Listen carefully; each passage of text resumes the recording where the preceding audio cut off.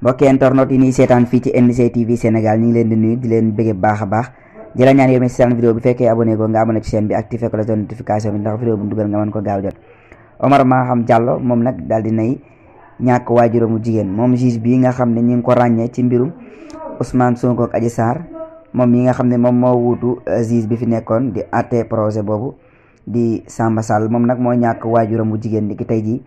ci mardi bi ci la ñàkk waajuramu jigéen 27 décembre 2022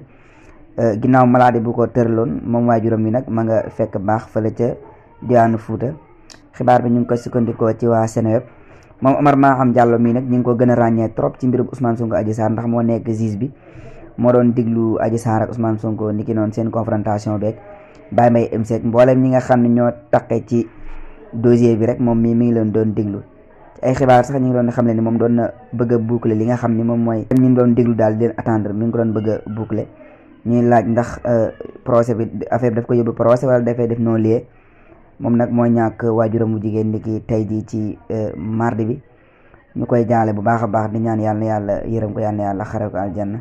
wala leen di abonné wu fii ci NC TV Sénégal ndax def jotee lépp les xibaar di wér te wóor jaa ngeen jëf.